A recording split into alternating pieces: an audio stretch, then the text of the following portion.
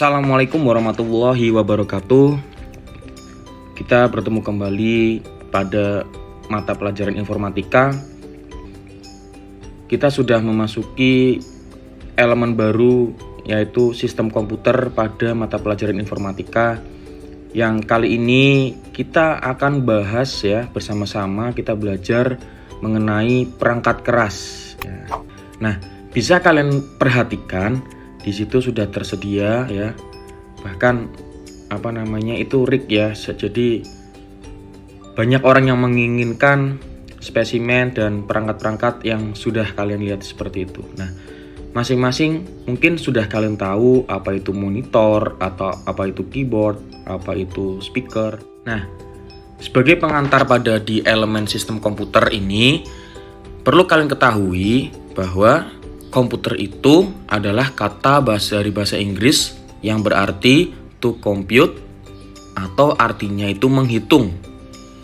Nah, di mana pada sistem komputer itu ada yang namanya data input ya, atau data masukan yang memberikan perintah, kemudian diproses data itu, kemudian diproduksi oleh keluaran atau output, di mana semua perintah itu bisa disimpan secara sekunder.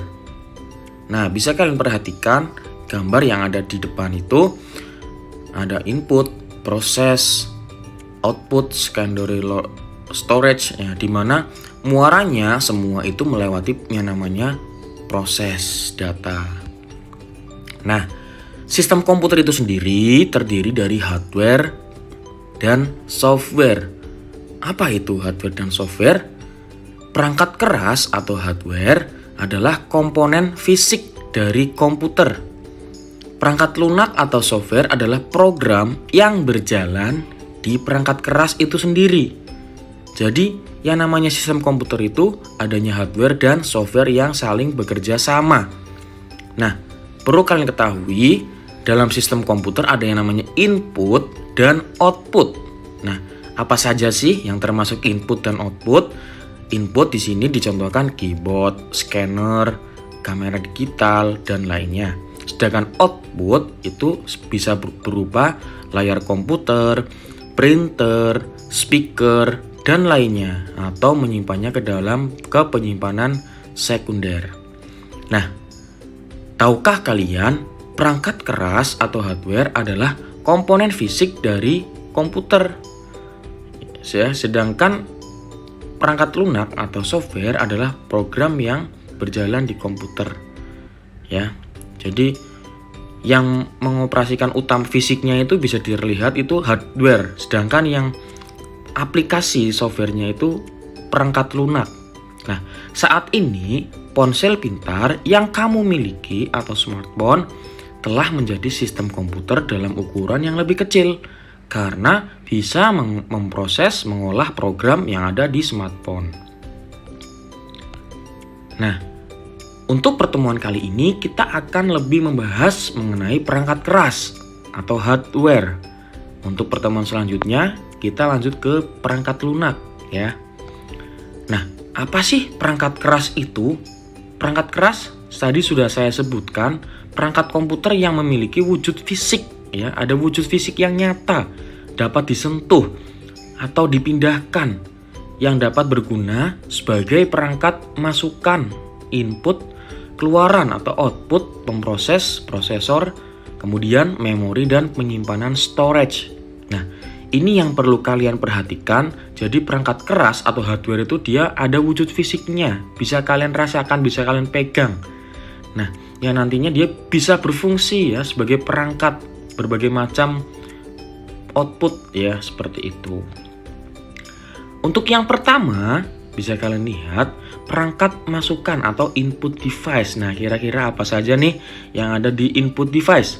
Nah, perlu kalian ketahui, untuk peranti masukan ini, input device itu peranti yang mengirimkan data ke komputer untuk selanjutnya diolah lebih lanjut.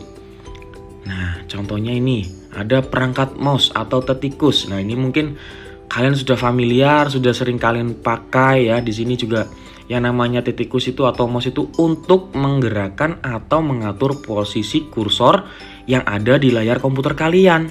Nah, di situ ada gambar mouse ya atau tikus Bluetooth dan kabel. Nah, caranya menggunakannya mungkin kalian sudah paham semua ya. Ada yang diklik kiri, klik kanan, dan ada double klik. Itu fungsinya untuk apa?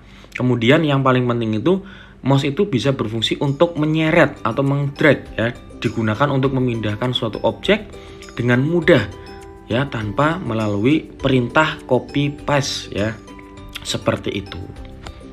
Kemudian ada keyboard ya. Di sini keyboard atau papan tombol adalah alat yang memungkinkan pengguna untuk memasukkan karakter dalam komputer ya. Ini sama saja ketika kalian menggunakan HP kalian ya, ada papan keyboardnya untuk mengetik ya. Misal kalian mau mengetik pesan atau mau mencari informasi, pasti kalian akan mengetiknya. Nah, keyboard juga banyak macamnya ya. Ada yang keyboard Dvorak, keyboard Glockenberg, keyboard Maltron, keyboard virtual. Nah, di sini macam-macam dari keyboard ini karena sejarahnya dulu itu keyboard itu tidak langsung ditemukan ya, tapi melalui beberapa penemuan dari berbagai orang seperti itu. Nah, kalau yang keyboard sekarang kita pakai itu keyboard QWERTY ya, sudah populer dipakai sampai saat ini.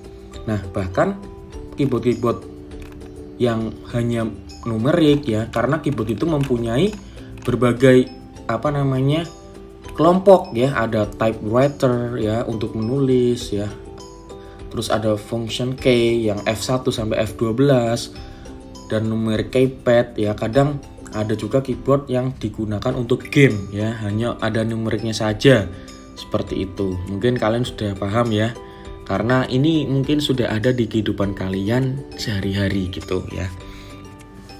Nah, dari macam-macam keyboard ini fungsinya itu sama. Namun kalau yang populer sekarang digunakan itu yang keyboard bertipe atau berjenis QWERTY.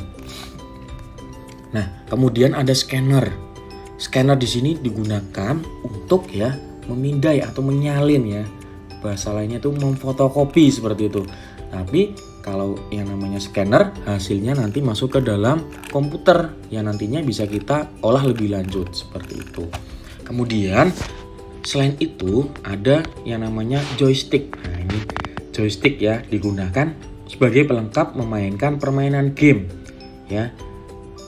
Joystick digunakan untuk menggerakkan kursor pada layar. Nah, itu ada beberapa elemen-elemen pada joystick. Ada stick, ada base, ada trigger, ada tombol ekstra, ada saklar, ada throttle, ada POV, dan ada juga yang namanya cangkir penyedot di situ. Jadi, tapi kalau joystick sekarang itu sudah jarang ya ditemui karena sekarang sudah ada yang namanya joystick yang model seperti stick PS seperti itu. Nah, ini joysticknya berbentuk seperti ini.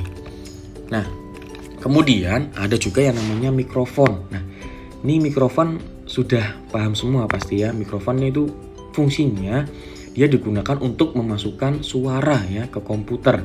Jadi ketika kalian akan Google Meet atau Zoom, ini harus ada mikrofonnya. Kalau tidak ada mikrofonnya, kalian tidak bisa mentransfer suaranya, ya kan? Seperti itu. Kemudian ada yang namanya barcode ya, barcode reader. Nah, kira-kira penting nggak sih barcode ini? Ya penting. Kalau di industri itu barcode digunakan untuk membaca atau detail dari suatu produk tersebut. Contoh di sini ada barcode readernya dan ada contoh barcode-nya. Jadi nanti contoh barcode itu informasinya itu di-scan, kemudian nanti muncul perintah-perintah yang sudah kita masukkan sebelumnya. Gitu. Itulah yang pada yang input device. Kemudian kita lanjut ke pemproses. Nah, pemproses ini itu adalah data atau perintah yang diterima dari piranti masukan yang selanjutnya akan diproses oleh komputer. Yang pertama itu ada CPU atau Central Processing Unit ya, di mana dia itu sebagai unit pusat dari pemrosesan. Bagian utama dari komputer yang bertugas melaksanakan keseluruhan operasi yang dilakukan oleh komputer seperti operasi aritmatika, logika, pengendalian, dan input maupun output dasar. Bisa kalian lihat di situ ada ya contoh dari CPU.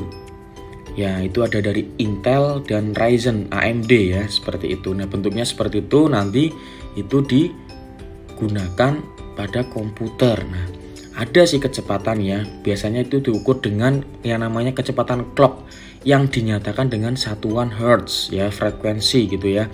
Saat ini kecepatan clock CPU itu pada orde megahertz dan gigahertz. Jadi ketika kamu punya CPU-nya itu semakin tinggi speknya, maka itu akan berguna sekali ketika kita menggunakannya. Ya, seperti itu. Nah, kemudian ya ada yang namanya Random Access Memory atau RAM dan Read Only Memory atau ROM. Apa sih bedanya antara RAM dan ROM ini? Nah, RAM adalah jenis memori yang sangat cepat yang digunakan untuk menyimpan data, sementara saat komputer memproses data atau mengeksekusi perintah. Sedangkan ROM itu memori pada komputer yang digunakan untuk menyimpan instruksinya yang ditulis oleh produsen komputer pada saat proses booting. Nah, instruksi ini yang disebut oleh ROM disebut firmware. Jadi HP maupun komputer itu juga sama-sama menggunakan yang namanya RAM dan ROM. Tuh. Makanya itu kalau ROM dan RAM ini tidak ada, maka suatu perangkat sistem komputer itu tidak bisa untuk diakses seperti itu. Ya, jadi kalian harus bisa membedakan antara RAM dan ROM. Secara fisik juga jelas berbeda dan secara fungsinya juga berbeda. Kemudian yang ketiga ada yang namanya alat output ya, output device. Nah, bisa kalian lihat peranti keluaran adalah peralatan yang menyajikan informasi dari komputer yang bisa berupa tampilan di layar monitor, gambar tercetak, atau suara yang dihasilkan oleh speaker. Nah, yang pertama di sini ada peranti penyimpanan sekunder storage device ya, ada hard disk ya. Nanti kita lihat satu persatu di mana peranti penyimpanan sekunder itu digunakan untuk menyimpan ya. Jadi yang namanya penyimpanan itu digunakan dalam hal kita menyimpan file yang kita punya seperti itu. Mungkin kalian kalau memiliki perangkat pasti tanya ya, itu kapasitasnya berapa? Nah, itu penting juga. Jadi penyimpanan ini diperlukan untuk mengolah lebih lanjut informasi yang kita dapat ya. Nah, adapun yang pertama piranti penyimpanan sekunder di sini, yang pertama ada hard disk ya atau HDD ini di sini. Hard disk ini bisa digunakan ya pada komputer atau pada laptop. Kemudian ada SSD. Ya, bedanya apa sih antara hard disk dan SSD? Nah, yang jelas di sini itu antara hard disk dan SSD ini berbeda fisik, ya. Kalau dilihat kapasitasnya itu SSD dan hard disk itu mungkin hampir sama ya, tergantung yang kalian beli. Namun akan berbeda pada kecepatan pemrosesannya. Akan lebih cepat ketika menyimpan, ketika membaca, itu akan berpengaruh. SSD ini lebih unggul, bahkan kalau sekarang itu sudah muncul yang namanya SSD M2 NVMe. Nah, itu lebih kencang lagi daripada yang SSD biasa. Namun hard disk juga masih bagus. Untuk yang ketiga ada flash drive atau flash disk ya, yang biasa kalian gunakan. Yang keempat itu ada CD ya, compact disk, bahkan kalau sekarang sudah jarang sekali ya. Nah, ini ada memory card yang biasa kalian gunakan di HP kalian. Nah, sama-sama untuk menyimpan. Kemudian ada teknologi penyimpanan awan atau cloud storage. Nah, di sini tuh sebetulnya banyak penyimpanan awan ya, atau cloud storage. Ibarat kita itu penyimpanan secara online ya. Kita bisa menggunakan Google Drive, Dropbox. Kalau yang pakai iOS, Apple itu bisa pakai iCloud dan lain-lain. Masih banyak berbagai penyimpanan secara online yang tersedia. Namun penyimpanan online ini dia terbatas. Ketika kalian ingin mengakses kalian harus mempunyai akses internet. Kalau tidak punya, kalian tidak bisa mengakses penyimpanan kalian. Oke. Dimana pada sebuah komputer itu pasti memiliki peranti penting yang lainnya yang harus ada, seperti motherboard dan beberapa komponen lain yang bersifat itu tambahan untuk menambah kinerja dari komputer itu sendiri. Yang pertama itu ada motherboard ya, yang bisa kalian lihat di situ. Motherboard di sini contohnya itu ya dari pabrikan ROG ya, dari Asus ya. Seperti itu. Nah, motherboard sendiri sebagai dudukan atau tempat untuk ya agar kalian itu bisa meletakkan atau memfungsikan dari CPU ya, dari RAM dan VGA atau yang lainnya. Jadi peranannya dari motherboard ini sangat penting terhadap keberlangsungan dari perangkat keras dalam kaitannya itu sistem komputer. Untuk VGA atau Video Graphic Array dan Graphical Processing Unit GPU ini sangat penting untuk menampilkan hasil visualisasi yang kita gunakan. Nah, contohnya untuk kebutuhan gaming atau editing video. Nah, VGA atau GPU ini sangat penting ya untuk penampilan hasil dan proses ketika kita mengedit maupun kita memainkan game. Jadi kalau yang kalian ingin game-game berat ya harusnya spesifikasi dari VGA atau GPU-nya itu memadai juga. Di lain sisi CPU dan RAM itu juga mempengaruhi ya karena dia memproses gitu. Kemudian ada sound card. Nah, sound card ini alternatif lain untuk menampilkan suara yang nantinya akan di output ke speaker. Kemudian juga ada LAN card ya, nanti itu gunakan untuk bisa untuk pakai kabel atau maupun pakai WiFi ya, WiFi card seperti itu. Nah, simpulan pada pertemuan kali ini, yang perangkat keras itu adalah perangkat komputer yang memiliki wujud fisik nyata, dapat disentuh atau dapat dipindahkan, yang dapat berguna sebagai perangkat masukan, keluaran, pemroses, maupun memori dan penyimpanan. Nah, perangkat keras itu sendiri terdiri dari perangkat masukan atau input device, pemroses, alat output atau output device, peranti penyimpanan sekunder atau secondary storage device, dan peranti lainnya. Itu perangkat keras secara garis besar yang tadi sudah kita bahas bersama-sama. Semoga kalian paham apa yang saya sampaikan. Kurang lebihnya mohon maaf.